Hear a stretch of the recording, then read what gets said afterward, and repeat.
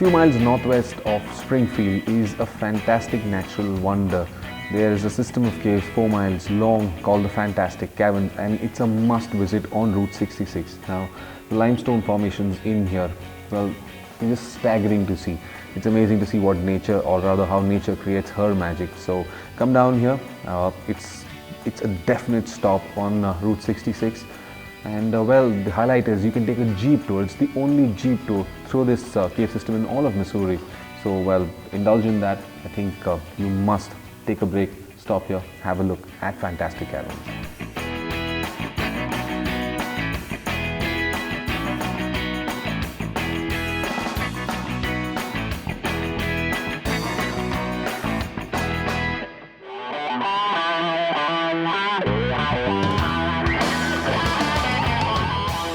From the Fantastic Caverns in Springfield, Missouri, we headed further east towards a bar frequented by bikers and Route 66 enthusiasts. It's the Elbow Inn at the Devil's Elbow, and at any given time of the day, there are always a few bikers hanging around throwing back a beer or two.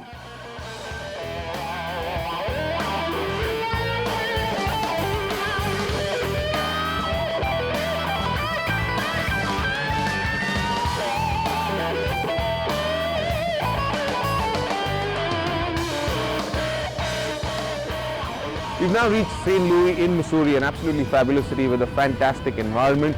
As you can see, we are on the banks of the famous Mississippi River, and forming a fabulous backdrop for us is the monumental Gateway Arch right there behind me. Now, as you can also see, it's a very wet day. So if you intend on riding down Route 66, please carry all your wet weather gear with you. In the summer months, sudden thunderstorms can break out. So stay dry, stay warm, and ride safe.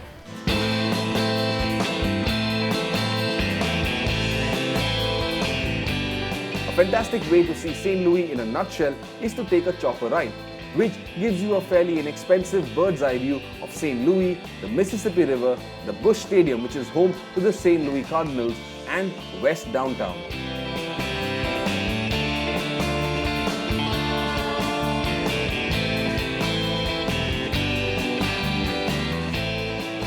This is my 7th trip on Route 66 to do the whole route. And I've done it each time on my motorcycle, and I've done it each time by myself. It's a life-changing experience, and the main thing, other than the places you can stop and see, is the people that you meet. You become friends. I've known Rich since 2006, and I've stopped here every time. And he came to a festival they had in Cuba, Missouri, and we met there and been friends ever since. So it's the people you meet that make this trip very worthwhile. The Red Brick Road is one of the original sections of Route 66, and to date continues to remain almost as pristine as the day it was built. Route 66 passes through 8 states of the United States of America. It starts off with California, then moves on to Arizona, New Mexico, Oklahoma, Texas, Kansas, Missouri, and Illinois. Now, well, some people prefer to start off from California, though most of them prefer to start off from Chicago. The interesting part about Route 66, however, is that the topography constantly changes. So from Chicago moving on down westwards, well, you get a lot of green grasslands, and then as you come toward the central part of America, Texas, Arizona, New Mexico, these are huge swathes of land, and they're all desert-like environments. Dry, arid, hot climate, and well, while some of them are beautiful with some beautiful landscapes, it can be a very hot, arid, and of course extreme environment.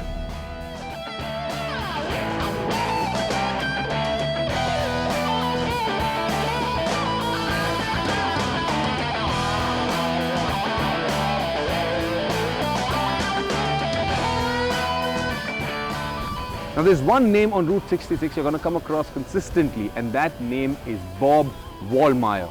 Now Bob was a hippie and an artist, and he liked to live life on his own terms, and he lived on Route 66, traversing up and down that highway in a Mustang, sometimes in a Volkswagen bus, and sometimes in a Chevrolet school bus.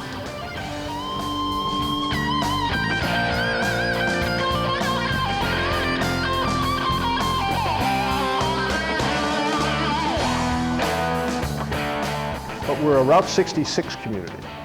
Route 66 started in 1926, and when it did, all the communities along 66 started to grow because that's the only road that went through the U.S. That's the mother road. We have developed 4 museums here.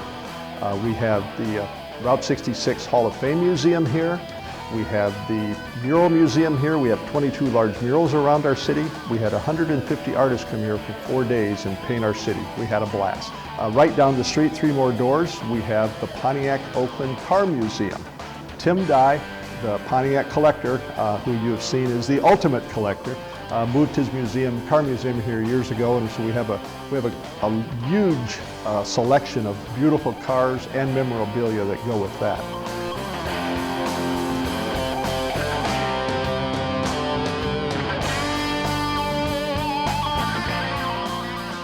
Back in the day, if you had to get your kicks on Route 66, here's a fantastic example to do it in. A 35 Pontiac. That's exactly what I'm going to drive down Route 66 right now.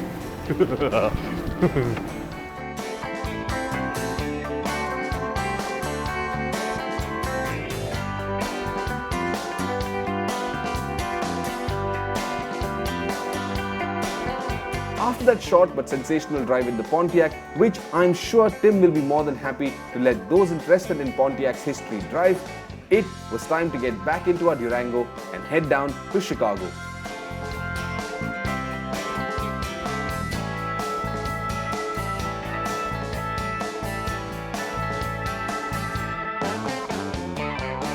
And finally, we've come to the end of our epic road trip on one of the most iconic highways in the world, Route 66. Right under this signpost, which ironically reads Old Historic Route 66, begins. But this is how it was in 1926. This is where Route 66 began in Chicago, Illinois. And this signpost can be found right on the corner of Adams Street and South Michigan Avenue.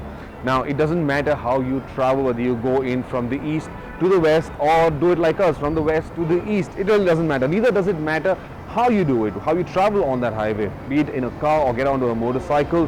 Remember, Bob Wallmeyer did this in a school bus for 40 years. So don't let it all bother you. Just get out there on the highway and travel. It's the most iconic highway in the world, the Route 66.